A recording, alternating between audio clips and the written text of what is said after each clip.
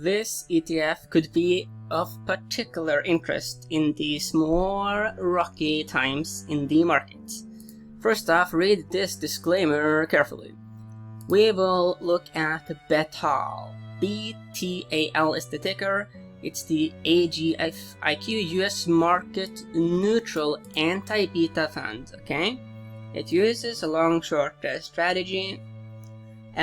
We will first look at the charts, then we will look at the internals of the ETF, and then we will have a very important segment about bear markets. And finally, we will also look at the state of the S&P 500.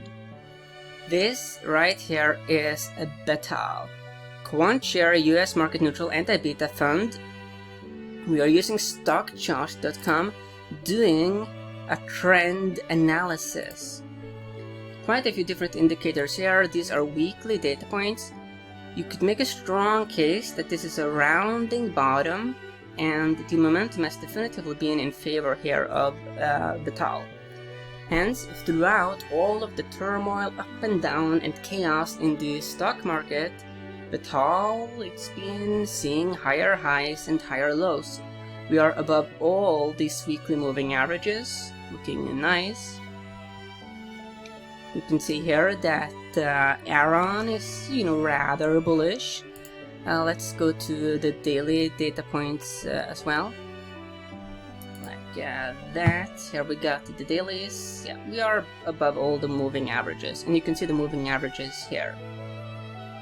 Let's also do some other analysis. It could be quite prudent to do some money flow analysis. What's happening here with the money? You can see that the accumulation distribution line, if you look a bit further back, we've seen a steady rise, which is bullish. Now that's a bullish sign. We have been chopping sideways a bit, hence there's been a bit of a pullback here in the AD line and the Chalkin money flow. But that is very normal in these chopping periods, because you very quickly get a bit of a buyer fatigue when nothing big happens. The thing is, though, is that historically these coiling patterns, they build up energy. And if we do see more deterioration in the market, then you will definitively, very well likely see more interest in BTAL because it solves a problem. Let's do some other analysis as well. We've done some volume analysis. Let's look a bit at momentum. Let's zoom out a bit. We are still here on the daily data points.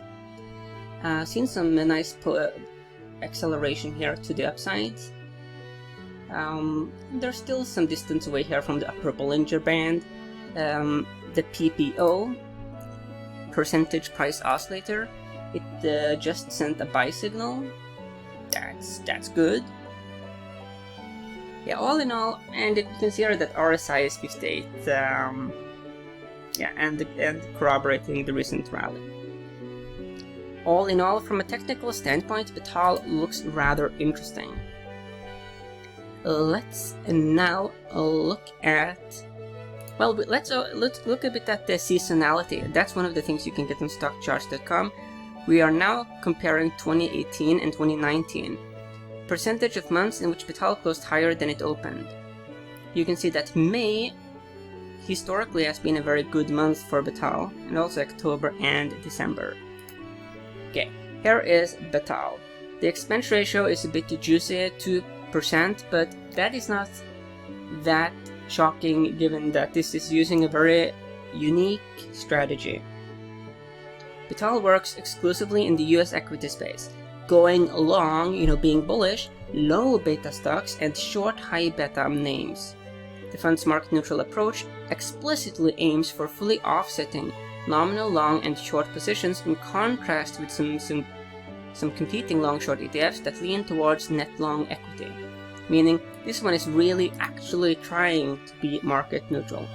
The assets under management is just $161 million US. Average daily dollar volume is $7 million US. You can see here that the performance is rather decent. The performance here is 16% year to date, much better than the S&P 500. You can find BTAL here in the newsletter under specific strategies. I have it here as market neutral. Another one that I have looked at previously is the market neutral momentum fund. That's from the same ETF issuer. Let's look a bit at bear markets, because they can differ significantly in size. There are definitely differently sized bears. What we can call baby bears, they cause approximately minus 20% fall from the bull market highs. One example of a baby bear is what happened in 1966 when the S&P fell minus 22%. Then you have mature bears. They fall more than 25%, between 25% to 50% from bull market highs. You have some examples here in 1946 to 1949, during the war.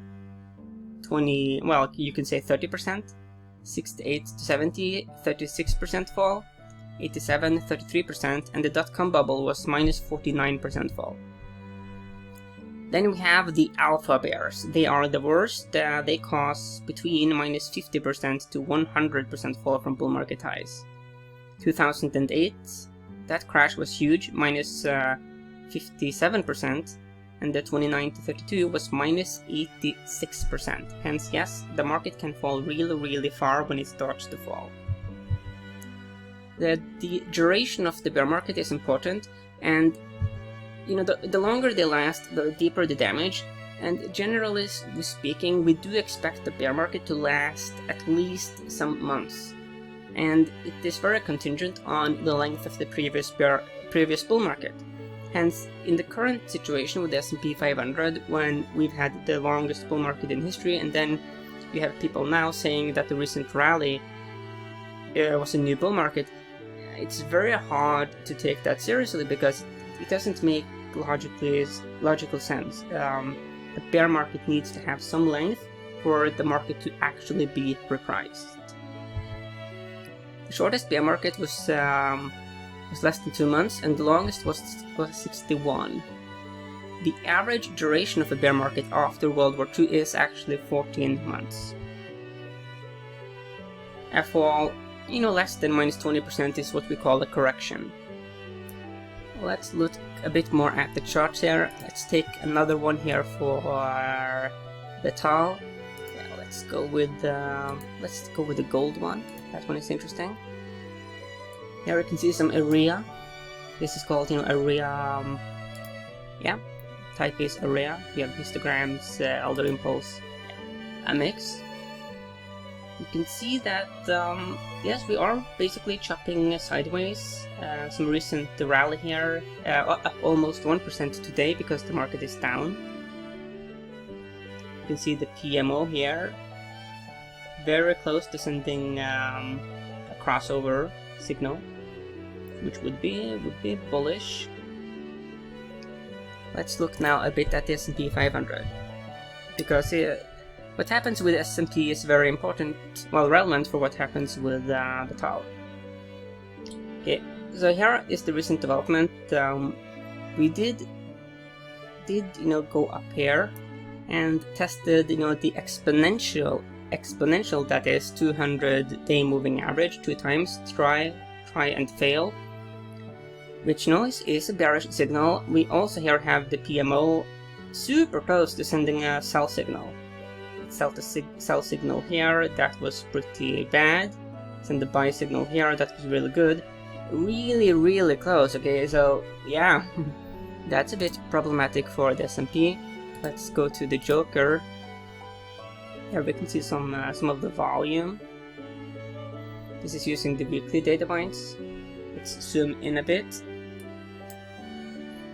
You can see here that so far this week's candlestick is rather bearish. It engulfs a lot of this price action. You can make a case here that we found rejection here at the 50-week moving average there. Let's look at some of the other. Let's go to one of the experts. Let's go to the Greg Schnell. He has an interesting system, very minimalistic. But here again, it is a possibility. Okay, this is dailies, that we could find support here. I mean, if we do not find support here, then it really turns dicey. The thing is that we did have a very extensive rally. As such, it is not like a huge surprise that we did have some pullback. That was to be expected. But the question is whether this here was a rally within a bear market or whether it was a new bull market. The current price action, it could become self-reinforcing, and if we do go down now, further, it's starting to accelerate, then yeah, we could pretty much have the the bear market confirmed. Here is the money flow indicators. You can see that Shulkin money flow, it's actually been rather weak during this rally. You can see here that the accumulation distribution line, it's been actually declining consistently now. Hence, this was a bearish divergence here before actually price action broke. That's also interesting to take note of. Let's look at what should we look at? Maybe relative strength. Okay. So here you can see, okay, of course, the SPY versus the SPX, that's basically the same. This is vis-a-vis the mid cap, and this is vis-a-vis the small caps. And you can see here that the S&P has been significantly stronger than the small caps. Okay, that was some analysis here. Rocky times in the market, for sure. It's been a bit dicey. We look at what's happening right here and right now. We go here. Yeah, S&P is down 1.45%. Nasdaq is also down significantly. And if we go here to the maps, here you can see what's happening, and it is a sea of red. You have Cisco in the green, you got Merck, Netflix, Nvidia, AMD. Those who are riding some of the strongest trends, they will be able to hold up, of course, better. But overall, we do see weakness today. Whatever you do, of course, you want to let the trend be your friend, and take a look at these market neutral ETFs, because they can be a bit comfortable to have available in these times, especially if this starts to accelerate to the downside. Whatever you do, of course, let the trend be your friend.